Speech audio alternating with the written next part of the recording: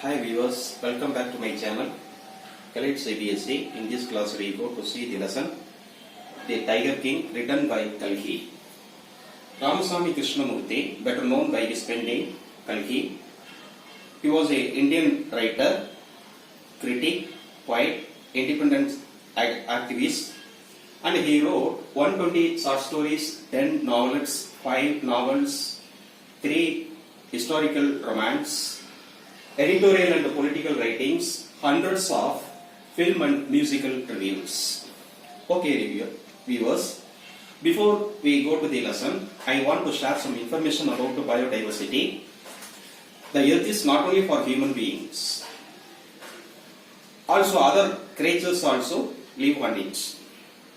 Man and biodiversity are closely linked together. Biodiversity provides man food, health, clothes, and since his childhood.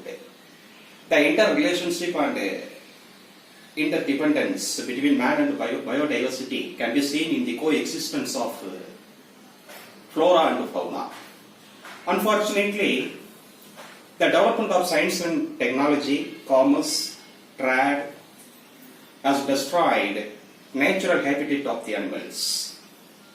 Many species of animals and plants have vanished as a result of growing needs and subsequent exploitation. Once India has a large number of tigers in the forests. The British men and Indian Maharajas killed many of them ruthlessly for petty gains to prove themselves as safe and strong. In this story, Maharaja takes oath to kill 100 tigers. And he had killed 100 tigers so that they may not cause his death. Today, the species of tigers is on the verge of extinction. Okay viewers, let's move on to the lesson. The Maharaja of Pratibandhapuram was the hero of this story.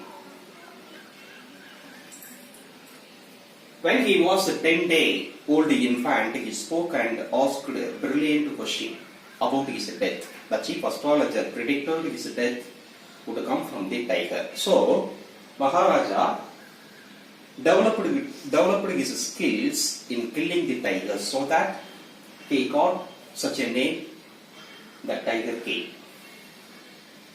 Prince grew to Maharaja and started out tiger hunting. His ruling state banned tiger hunting by anyone except Maharaja to enable him to prove his vow, tiger hunting. In that time, the British high-ranking officer wanted to kill a tiger. He was denied the permission to Maharaja for tiger hunting. He sent a word that he would be happy if he was allowed to get photographed with the carcass of the tiger killed by the Maharaja. But the Maharaja refused. The Maharaja was aware of his refusal tiger hunting requested by the British officials. So he ordered 50 diamond rings from the Calcutta jewelers to be sent to British officer's wife. She kept all of them and sent a word thanks to Maharaja. Thus, Maharaja saved his throne from the disturbance of the British officer. Okay. Now, Maharaja was unable to kill, so he wanted to marry a lady from the rank of human beings belonging to the state where the tiger population was high. Then he killed 29 tigers in the forest of his father-in-law. Thus, the Maharaja of Pratibandhapuram killed 70 tigers in the forest of his kingdom, then 29 tigers in the forest of his father-in-law. There was no more tiger. So, he ordered his officials and hunters to bring 100 tigers. It was impossible to locate the tiger anywhere. Many officers had lost their job also, as they were unable to find 100th tiger. Now, Maharaja was quite moody when he heard the news of the tiger spotted in the hillside village reached him. He announced 3 years exemption for all the taxes for that village. Then later, there was no tiger. Again, the Maharaja became furious and ordered Diwan to double the land tax forthwith. Finally, 100th tiger brought from the people park in Madras. It was old and feeble. The Maharaja aimed and shot at it. Due to the sickness, the tiger fell down, lost its consciousness.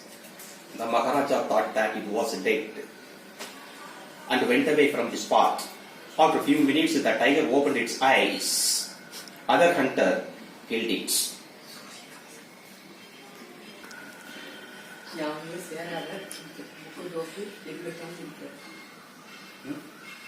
The Maharaja didn't know about it.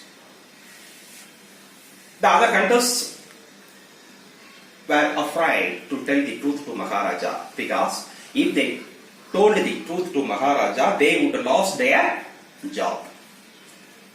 Next day, the Maharaja ordered his officials and hunters to bring the carcass of the tiger with a procession. And further ordered them to build a tomb over its mortal remains. Okay? Now, Maharaja wanted to celebrate his son's 3rd birthday. He wanted to buy a present from the toy shop. He went there and bought a wooden tiger from there. The wooden tiger, which was carved by unskilled carpenter, it had a sliver which tore the arms of the Maharaja. In 4 days, it developed into separating so and spread all over his arms. Finally, the Maharaja was died, being operated on it. Here, in this story, the wooden story was considered as 100th tiger. What is the theme of this story? Destiny is all powerful and inevitable. There is no armor against fate. There is no weapon against fate. Bye.